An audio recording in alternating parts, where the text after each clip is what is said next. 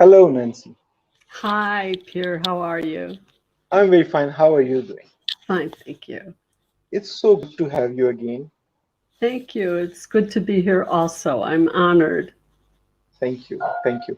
Last time we had an interview about your life journey, what you have gone through, how was the life, how were the experiences of the life. And today we are very focused on your specialty, the topic which you are an expert of, early Yes, age development of a terrorist. yes. Terrorism is a weird word. Uh, I guess we both and everyone doesn't want to listen it. Mhm. It horrifies terrorism, terrorists, Yes. and I'm curious about how kids start becoming extremists and then extremists become terrorists. How this whole thing works? Yes, it's a very big question and area. And I do something that's really very unique in that I look at early childhood development of the mind and body language of the terrorists. And my work started back in 1983 when the truck bombs went off in Lebanon. And I was in my early stages of training to become a psychoanalyst, and I was treating patients and very much involved with trauma. And I was seeing the victims. And at one point along the way, I began to think about the perpetrator, the mind of the terrorist, and why they would inflict this kind of horrific behavior onto us. And I began to do what I call the deep dive into the psyche of the terrorist and into understanding at a deep level psychology, because this is the terrain of psychoanalysis. It's different from other psychologies. And one of the things is that we forget right now. Artificial intelligence is very, very popular and it's being used extensively. And this is a very good thing. And it's recognized that 95% of what we think is unconscious. So the unconscious involves this deep dive. And this is the meat and potatoes of psychoanalysis. So when you ask, how do children become involved in terrorism? I like to look at it, pushing it way back into the home, where one first learns and experiences terrors. And I took the title for this little talk tonight, Prologue to Violence, actually from a book of a colleague, Abby Stein, and she wrote a book called Prologue to Violence, Child Abuse, Disassociation, and Trauma. And unfortunately, Abby died way too young, but she was a criminologist as well.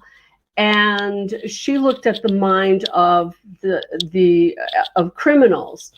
And I began to also see, well, because I consider terrorism a form of criminality, that it would be also applicable to start looking at early childhood behavior. Now, it's a so it's a bit unusual. We tend to look at the children um, as being brainwashed. And I say it's much, much more than that. It's much deeper and it's rooted in family dynamics with histories of abuse. And one of the things, there's a very famous Egyptian sociologist named Halim Barakat, and he essentially said um, that the family is a microcosm of society. And if you want a stable society, you very much want a stable home. And this becomes very complicated when you start looking at terrorist groups. All terrorist groups come out of shame honor cultures. It's across the board. And I'm not only talking about shame honor cultures, say in the Middle East, um, but worldwide. Uh, and you have also in the West, we also have shame honor families. That's what I like to call, uh, where kids are experiencing something pretty similar. But the Yeah. difference in shame honor cultures is how there is a psychological prohibition to separate from the mother. And this is like a compensation for the fact that the male baby and the male is given more worth in a patriarchal culture than the female. So we don't mean it to be like this, but this is the way it's evolved culturally. Hmm. And it's a very delicate matter to discuss, even here publicly in a way. Um, True. but we underestimate the impact of the shaming that goes on and some of the contours within the culture. Now, when I first started doing this work, I looked at suicide terrorism, and Hmm. I felt, because of Lebanon in particular, when the truck bombs went off, I felt that this was a culture that's become undone, and so it's Hmm. the far end of negativity, so to speak. Hmm. To use suicide bombing in this way, and I said, this is murder suicide. Hmm. And where else do you find murder suicide? You also find it in the West in the template of domestic violence. It's very common. And I looked deeper and deeper, and one of the things that we know about domestic violence is that it indicates a kind of traumatic bonding of the perpetrator that the perpetrator experienced very early in the relationship with his mother. So this is not to blame the mother, but to understand psychologically the deeper dynamics of it. And actually, I was censored when when I first drew this parallel between uh, murder suicide of domestic violence and murder suicide in political terrorism. And there were a couple of things. I think that the terror runs so deep around the issue of maternal attachment, this very early period in life, that it's very off-putting. That's one. The other thing is the definition for political violence is so narrow that it doesn't really afford looking at early childhood development. Now, that was when I was first entering the field. Now it's become a bit more acceptable, and the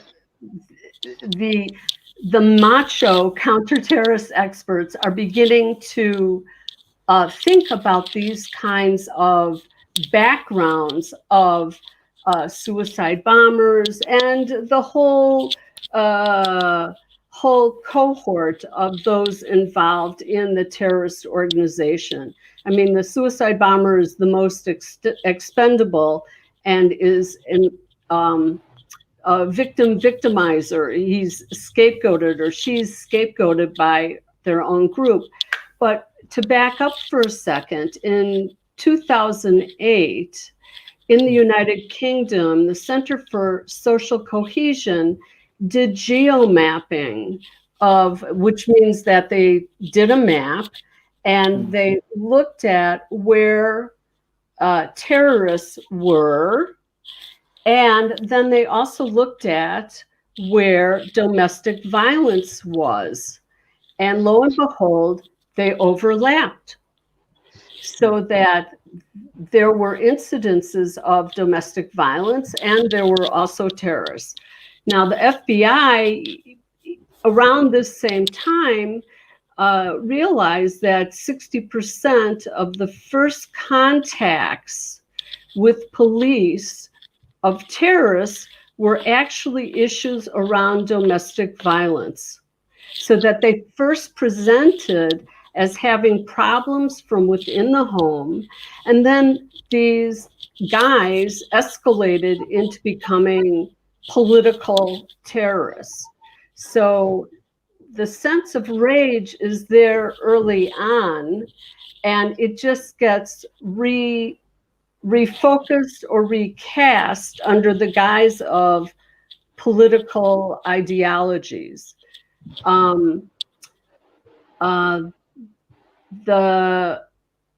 This kind of shift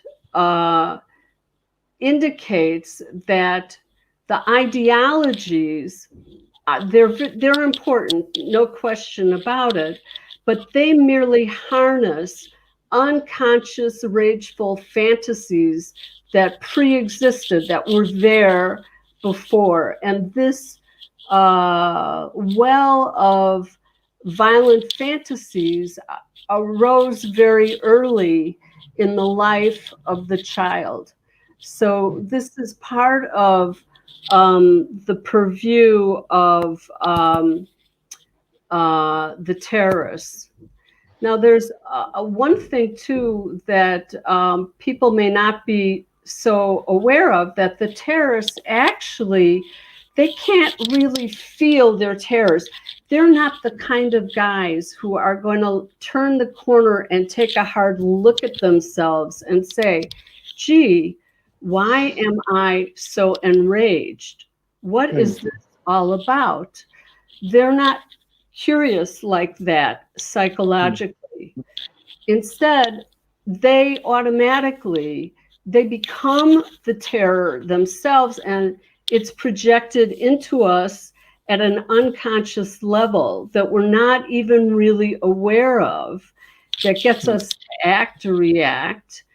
And so it's through this mechanism of projection that they split off what they don't like about themselves and they offload it onto us.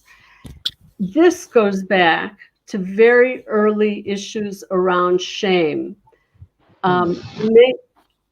You may have heard of the expression, the shame blame game, that blaming becomes the vehicle of offloading what they don't feel good about themselves. And this is something very, very early. There is a Cypriot Turkish Muslim psychoanalyst named Vamik Volkan, who's written many, many books. And he states that the need to hate and the need to have an enemy is in place by age 3. So it's all there, but it might not be recognized. And that it can be overlooked within the family dynamics and within the community. But the prologue to the violence is really pretty much in place. And Hmm. one of the things, um, in Arab Muslim culture, shame honor culture, Hmm. in order to cleanse honor, you must willfully spill blood. Hmm. This is how you redeem your honor. And so this involves uh, uh, sort of covering up all the issues around the shame and where that's coming from, and why should it have to uh, move to the position of actually having to spill blood to feel like you have recuperated a sense of self when you've Hmm. been humiliated and shamed. It's very, very extreme. Hmm. Um, it would be um, more optimal to see an individual feel able to be self-standing and to tolerate Hmm. being Hmm. humiliated, because not everybody reacts to humiliation to have to seek revenge. But this is the purview in shame honor cultures. And you see this across the board. And the other aspect of shame honor cultures is that the group self is more important than the individual self. Hmm.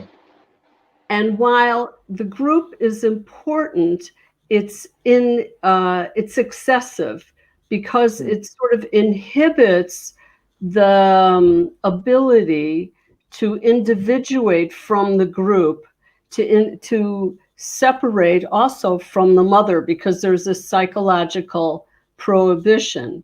So it's a complicated situation, but you find it uh, Hmm. in, for example, the Hamula here Hmm. in Israel, the type in Chechnya, the Kabyle in Somalia, the Kabila in other places. Um, so that this is an aspect that, if we want to see a lessening of violence, it's going to be really important to try to get a better understanding around shame and Hmm. shame practices. Um, for example, the for a child, Hmm.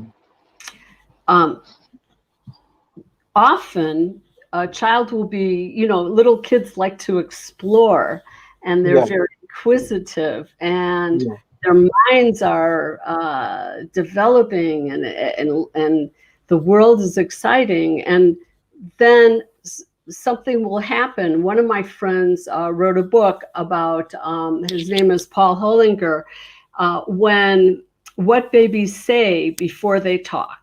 And he has this beautiful example of a baby sitting in a high chair, Hmm. and the baby pours the milk over the side of the table of the tray of the high chair. And all of a sudden, the mother reacts and starts yelling at the baby. And Hmm. it's a moment where the baby feels probably shamed, like, oh, Hmm. what happened? And it's a micro moment, it's a little slice out of everyday life, Hmm. or the mother or the father. I don't want to just place Yeah. it on the mother. It's not nice. But rather to take a different strategy, to join with the child and say, oh, look at how the milk flows over the tray, Hmm. cascading onto the floor. Isn't that interesting? Hmm. Why do you think it's doing that? To elicit a curiosity, to enhance the child's um, sense of self, and then say, okay, now we're going to clean that up, and we can't do this all the time. You can't spill milk all the time. But it's a micro moment of where shame can easily crush a child. The other Hmm. th- the other thing about the terrorists is that, so I'm talking about maternal attachment and the early years, the bond with the mother. Um, and the terrorists, we see they have a problem in bonding because they literally bond to us violently. So Okay. that shows us that they don't know how to relate to people. They don't have that capacity. They didn't develop it in some way. So um, the roots are deep, and there's many aspects to what I'm saying, but one of Like they them, feel themselves left out, people. pardon? They feel themselves like a left out person. Yes, that they don't fit in some way because they miss some developmental step in learning how to relate to people. Hmm. The terrorists view us as objects Hmm. because they were treated as objects. And in a very sort of extreme expression, because in shame honor culture, you have many variation, and not everybody is the same and all. But Yeah. where there's a higher frequency of child abuse and more deprivation, these kinds of things, they the it's been much more difficult for them to feel like uh, human beings because they've had a harder time getting their needs met. In shame honor cultures, needs are often viewed as being dirty and Hmm. toxic. So therefore, you get into this projection of blaming the others when one feels shamed or humiliated. So it's very painful. And and shame is different from guilt because guilt has this sense of you're able to make reparations and you're able to see that you've done something wrong to the other person. But shame is much more limited in that kind of awareness. Hmm. So they do, they show us that they struggle to relate to people. It's very, very difficult in many ways. And I say, when I started working on looking at their behavior, I would say mute the button on the TV and just look at the imagery and Hmm. look how they bond to hard objects. They like weapons. And this is a way of giving themselves structure, that the psychological structure that they feel like they're missing. So they Hmm. speak to us in a kind of a pantomime about their own terrors Hmm. that they're not aware of. And one of them is this terror in attachment, how to be in relationship. That's right. That's right. And what do you think? Like, so complex issue. Even thinking about having a child involving in such activities, and on a stage, he is becoming a complete terrorist, and he is ready to kill people. Like we have seen many videos here in Pakistan when there were Taliban in Sawat, and they were like initially they were training the kids to slaughter people, and then they the kids they have done it. They Yes. slaughtered, and Yes. I was like, I cannot see blood in the Yes. age of 42. Yes. uh, but I was surprised. I was not able to watch those videos, but Yes. there were kids who were slaughtering human being, and Yes. it so disturbing. Yes. And what Very. was the state of mind they are going through, and how, like, I was failed to understand. Yes, it's devastating what how horrifically they have been abused by being forced into killing. And this is the extreme expression because the terrorists who prey on the children, they don't see them as children. They see them as objects that they can manipulate and torture through the process of this. And terrorist behavior is extremely concrete, so that they have uh, this they have a rage that exceeds murder itself. So there's this constant mutilation and uh, production of body parts. This was the other thing when I started to work in looking at suicide bombing. I asked myself, because I would read in the newspapers that it would always come up about body parts, and I said to myself, where else do body parts occur in crime? And I looked, and I wasn't trained as a criminologist, but I discovered that they're routinely found in serial killing. And the serial killer creates a tableau where he will dismantle the body of his victim to send a message to the police to taunt them to find to find the serial killer. And all the serial killers have this very disturbed bonding with the mother and the production of body parts. So part of my task as a psychoanalyst is to ask, what is the significance of body parts? And I found somebody another psychoanalyst who wrote on this, Bivin, and they are in psychology. We have this expression, part object. And when the baby is first born, the baby does not know the mother as a whole human being.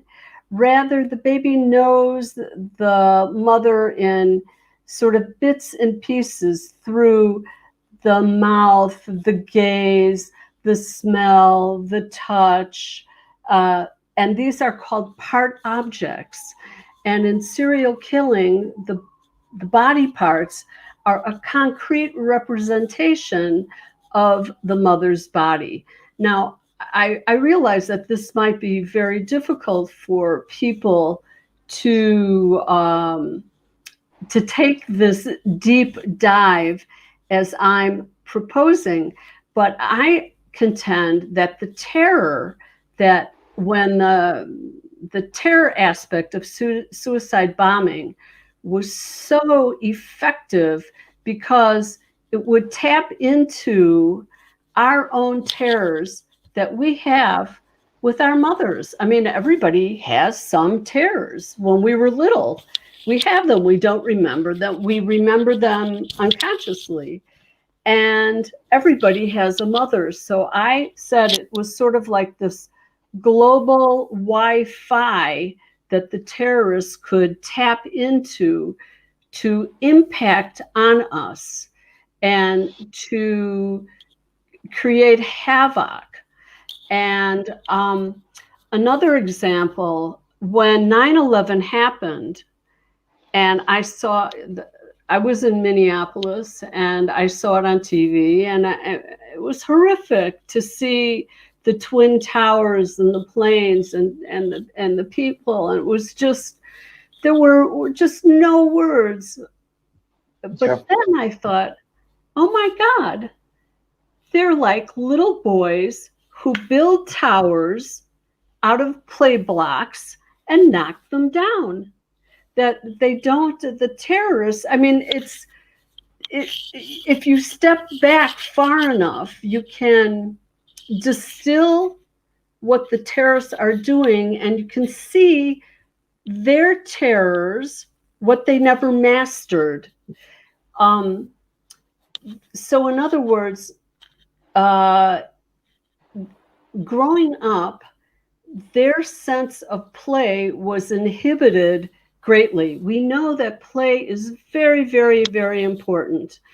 And actually, when children have problems, um, they we like to engage them in play therapy to be able to express their terrors, because they haven't yet mastered language enough to link up the terror and to put it into words, to demystify it so that it's not so overwhelming, so that instead of being terrorized, they can find a space to be calm and be able to explore and to have a sense of joy and happiness. And but with these terrorists, you can literally see how they missed many things in their development. And there's probably, in my opinion, there's a broad spectrum to of different psychopathologies and different ways of describing. There are many, but basically their behavior is very concrete. And I like to use the term as a descriptor, not as a diagnostic, of autistic, because they remind me in ways too of kids who have difficulties in relating to the real world, that they're sort of locked into a world of fantasy that they haven't been able to break out of. So it's similar, and I want to be very careful and say, of course, autistic kids are not going to grow up to be terrorists, but there is this parallel that one can see in the concrete nature of their behavior. This leads me to sort of related. It's not strictly on terrorism, but if I could, I was talking to you before we went on the air about the situation of Corona. And here in Israel, we're facing lockdown. And there are two sectors in particular that are very much in denial about how terrible this virus is. And there was just an article that I read about an hour before your program on the Arab sector, and it was an Arab doctor speaking. He said there are very high rates in the Arab sector and also in the Haredi sector, in the ultra-Orthodox sector. And these groups are groups where the group self is more important than the individual self. So they haven't gone through this sort of more individuation, separation that you would see in other sectors. There is sort of a lack of personal boundaries, and for a contagion, this is what a contagion thrives on. But here you see similarities to what I'm talking with regard to terrorists, but they come out of a shame honor culture, but they're their subculture of terrorism is even a hyper shame honor culture, so to speak. So there are these links, and the Arab physician said that he hoped that he would be proven wrong, but he felt that not until enough people died in the community would people only then begin to understand the deadly nature of the virus. And so here you have an example where it has to become concrete. Death, Hmm. you have to know it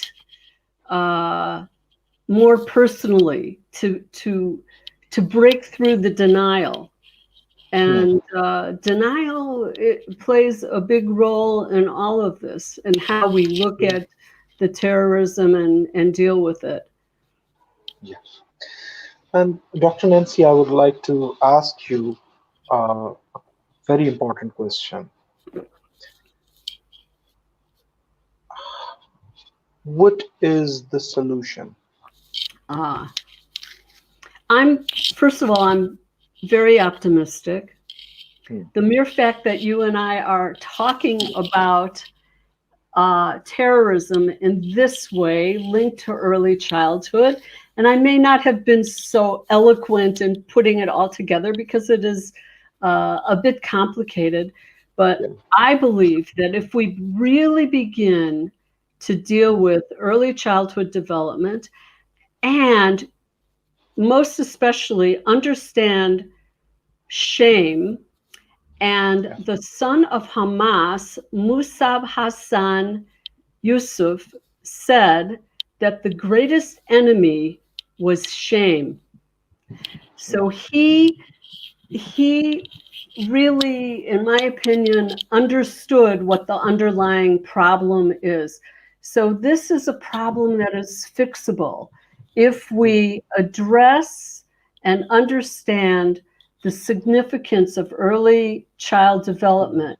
And I want to stress in Arab Muslim culture, the the little female girl really gains honor only when she has her firstborn male Hmm. at a much later date.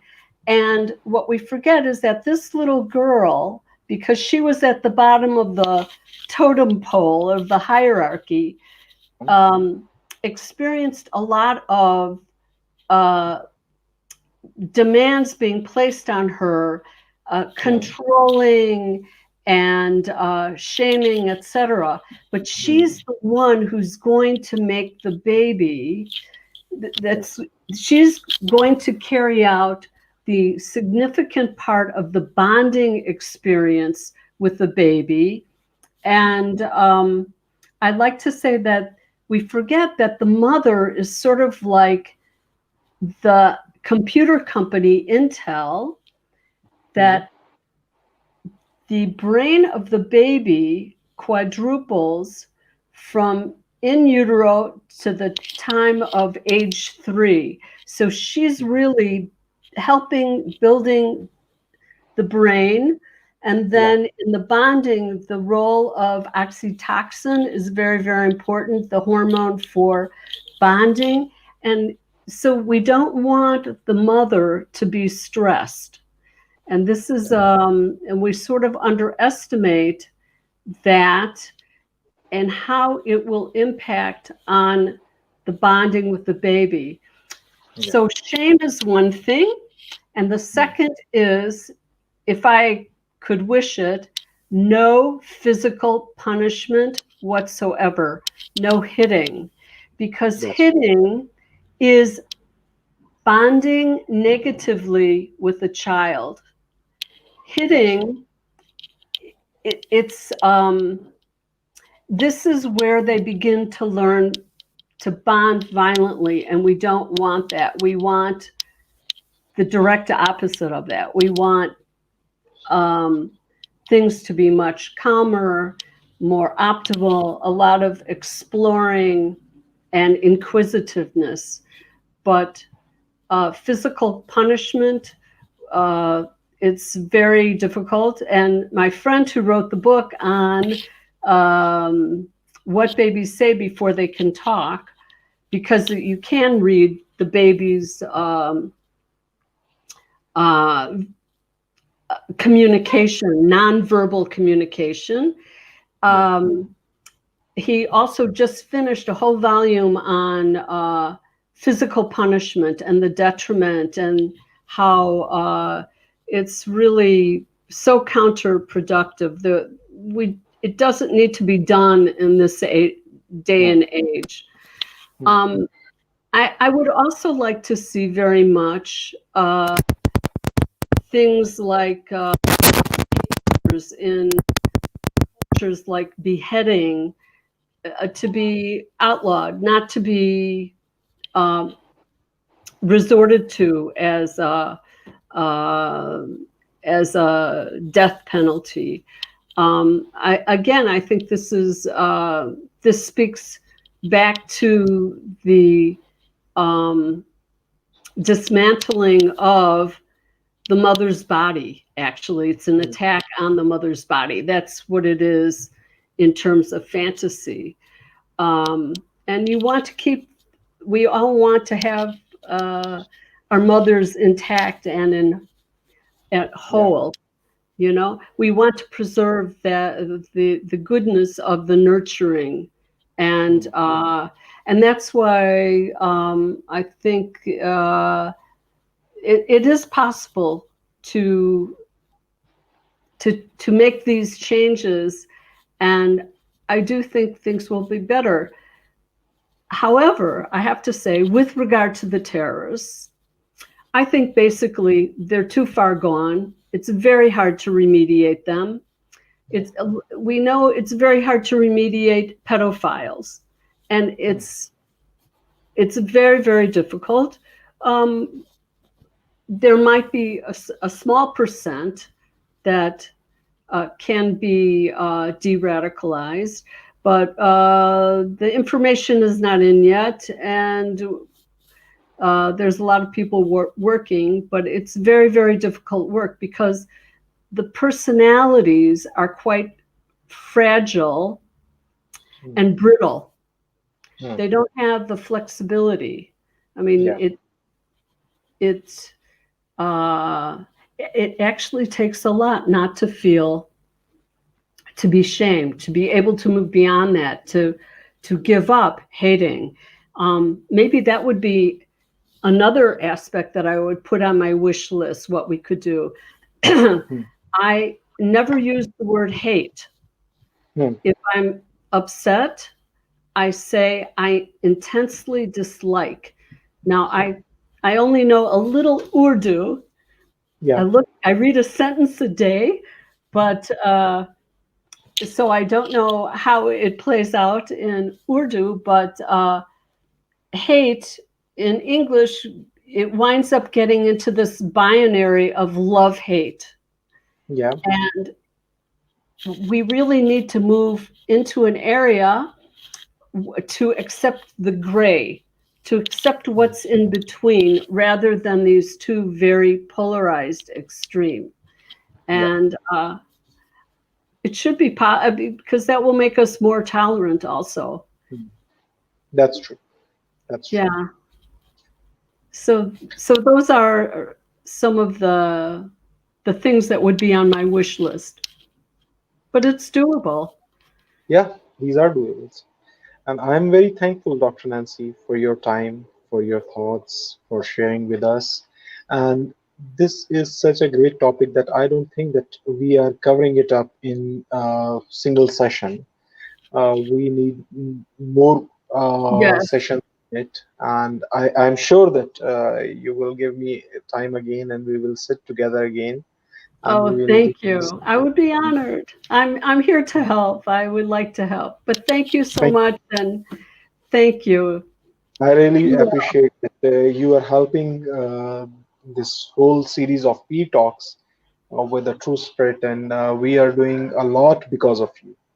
Thank Oh, you. thank you. Thank you. It's my pleasure, and I'm enjoying it greatly. And really, I'm here to help.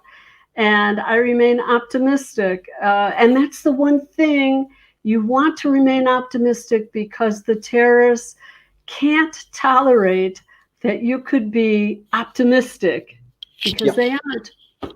They're they are. sad. Yeah, Yeah, it's sad. that's It's right. tragic.